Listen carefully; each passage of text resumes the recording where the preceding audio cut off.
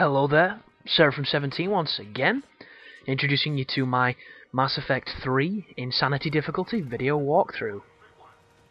This is the second section to Sur'Kesh, and we're stomping a few more Cerberus troops before taking on the first Atlas of the game. I say that with hesitation because you may be able to fight one in an earlier mission if you do the side quests. I'm not too sure. Because I know there's a lot of the N7 missions that you can get yourself, thrown into by accident, and I'm not the biggest fan of the N7 missions. They're probably the most highly criticised section of the game for me. But I'm going to talk more about that when we do the podcast on it, because I haven't really talked about my feelings on the game, and I am going to in these videos, but I'm going to try and save it for a longer one where I can really go into the things that I enjoyed and highlight some of the things I'm going to be talking about in our special podcast for it. But this section here is just like it was in the demo. There's going to be a lot of enemies turning up. You just want to try and use your singularity to bounce them everywhere, hit them as hard as you can. Always press the buttons to move this on as quickly as possible, because if you dilly-dally around, then chances are more enemies will turn up. Morden does warn you, but normally on video games all that means is we want you to hurry up and nothing ever happens. Well, Mass Effect is the first game to penalise you for not obeying the AI, so be very careful.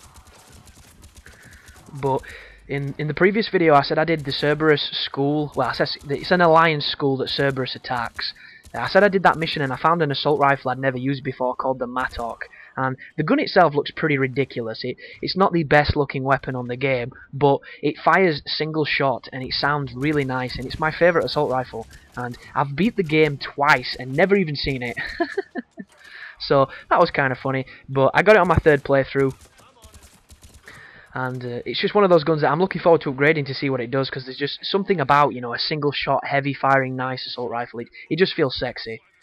The only other assault rifle that I feel even half as, much of an affinity towards is the one that fires grenades. But I couldn't really figure out whether or not that gun was really good, or the fact that I liked it and wanted it to be good, kind of placeboed it in my eyes. I wasn't too sure.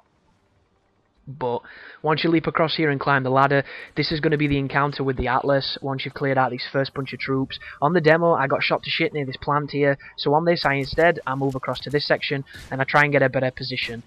One thing you want to bear in mind, to my left, enemies can go up the stairs and flank you, and if an enemy can see you perfectly and they shoot you, you're gonna feel it. Insanity difficulty, unless you have, ridiculous armor, ridiculous shield capacity, all that good stuff, you're gonna feel damage, because it's severely damaging. So you want to be aware, you want to be careful, and you want to get the hell out of there. But I've already gone over how you should really be monetizing your shield, using it as a commodity, because it regenerates and your life does not if it is fully taken down a bar. And as per normal, avoid the grenades.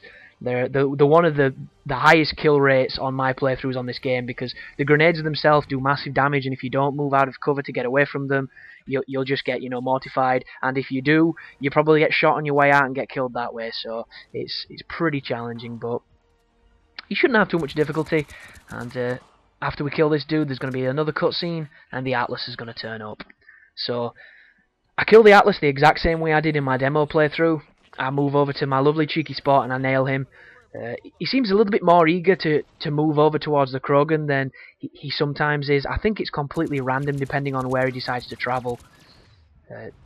Just try and be as aggressive as you can. Try and bring him over to you, and you should be able to deal with him in no time. There is an achievement for hijacking one of the Atlases, and it's kind of finicky to do, because the Atlases themselves will die if you hit them too hard. But generally, when you get him down to the armor and you shoot the glass on the front of the machine, it will break.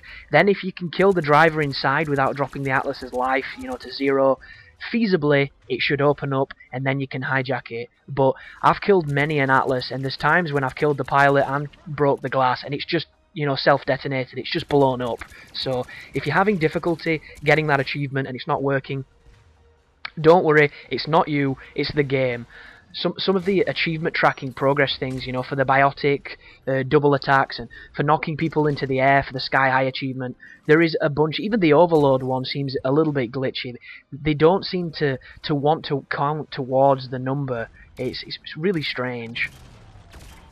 And I don't know why that is, but this is the Scorpion that I got on the last video, and it even stuns Atlases, and you can't completely keep them stun locked, but you can stop them from being as aggressive, and especially when you stack up explosions, because there's nothing they can do. It's so good.